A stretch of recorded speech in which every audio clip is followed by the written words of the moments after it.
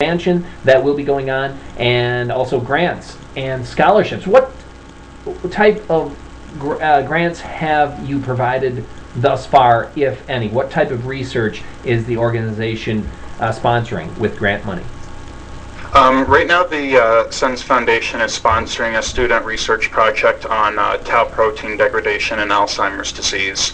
Okay. I'm actually part of the mission objectives, I guess you could say, when I go out to California and do meet with them, is to set up a more permanent budget for the program, so that rather than initially the grants were awarded on kind of a case-by-case, project-by-project basis.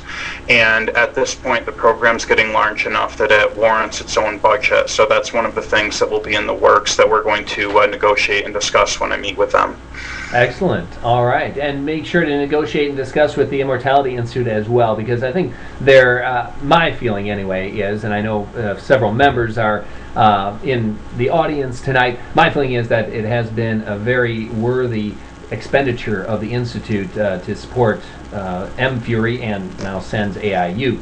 And I'm sure we can loosen up a little bit more cash for grant applications or for scholarship money. So be sure to keep in touch with us on that. Another interesting thing that I noticed that was developed over the past few months was the aging questionnaire. And that's another thing that you can see on the website. I'm going to bring up a little graphic here.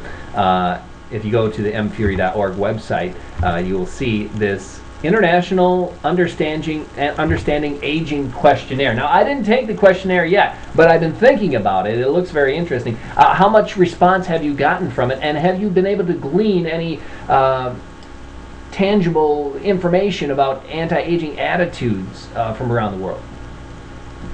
Well, we've gotten well over 100 responses to the questionnaire itself thus far, and we did only set it up last semester, which is actually a decent turnout for an introductory questionnaire that we really didn't do anything to distribute other than put it on the website. Right. Next semester, as I think I mentioned to you in our last interview, my background is actually in psychology, although I'm acquiring a biochemistry background currently.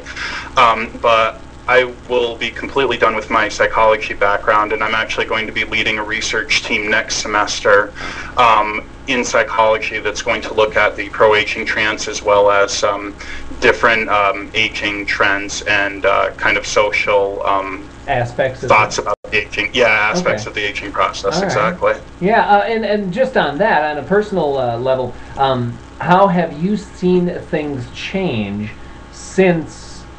Say, it was like early in 2008 that I think I first got wind of you and your ambitions for the undergraduate research initiative. And how have things changed since then, since, say, the first time I interviewed you, as far as aging attitudes? Have you noticed anything out there in the media, in science laboratories, on the web, that indicates kind of a different way of thinking, a different attitude toward anti-aging therapies? I know when 7 or 8 years ago, when I first stumbled upon the Institute, I mean, it was below the radar screen. I mean, it was below the radar screen. It really, and people initially they reject the idea of living indefinitely or even rejuvenation. The aging is natural, the death trance. I heard you mention that earlier already during this interview. How have you seen things change since you first came across Aubrey and first started your initial MFURI project here? How have you seen things change out there in the wild world? Well, I'm just really surprised at the youth, especially. The people that we have that are contacting us most are undergraduate and graduate students that are very interested in the ideas that Aubrey has. And what's very surprising, I don't want to say surprising as if it's unexpected, but people are really becoming receptive to logical arguments for things. And I think, like I mentioned earlier, when you talk about aging and life extension, those sorts of things, automatically most people will completely ignore that, ignore them as feasible opportunities. It's something that's just not accepted. But as time's gone by, even in the year and a half or so that I've been working with this, it seems like people are being very receptive to, well, let's not make up our minds just yet. Let's look and see what evidence is out there supporting both sides and make an educated decision. And what people are doing, and it's surprising even themselves, is that when you actually look into the science involved and you look into the theory, the more you look into it, the more reasonable these claims seem to be. And I think that that's starting to cause a large degree of social change in this respect. There's been a lot of media coverage on these sorts of topics, and I think that we're going to see that kind of continue in the coming years. Great. Well, that's a positive sign then, that you've seen that as well. I've seen a bit of that as well, of course, in my interactions with several, many people out there in the anti-aging field. Okay, I want to remind everyone here who's in the audience today, again, if you have any questions for Kelsey here, please get them in, because we'll be done with the interview here pretty soon, in a couple of minutes. I want to ask you also, will you be at SENSFAI-U in Cambridge this fall? I'm hoping to be. I'm still talking with the foundation about whether that's something I'll be able to go to or not.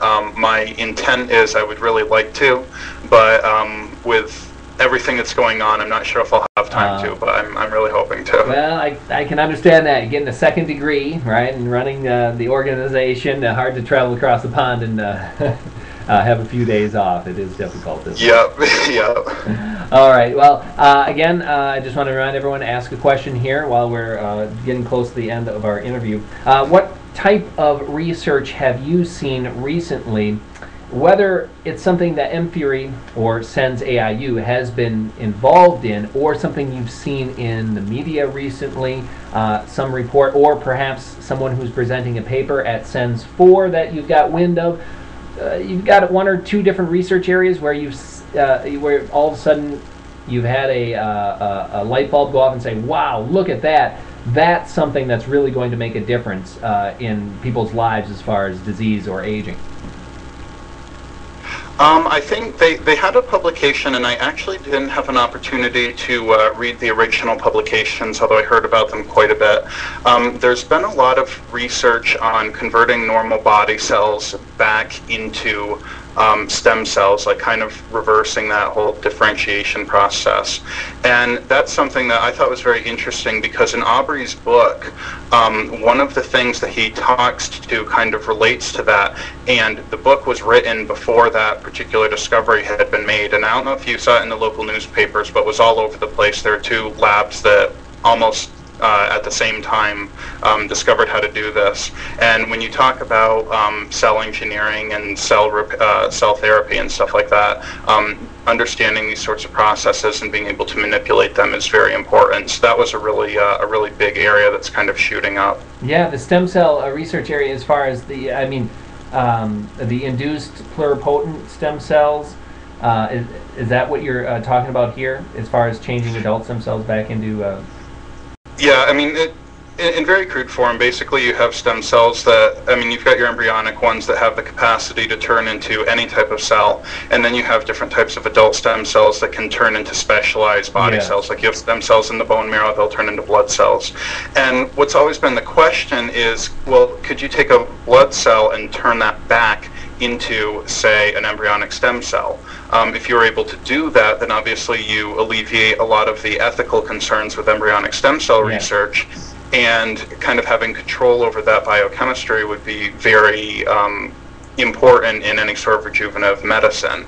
And they've actually come a long way as far as being able to do that and produce cells from body cells that kind of mimic the properties of stem cells. So that's one of the major areas that seems quite interesting to me.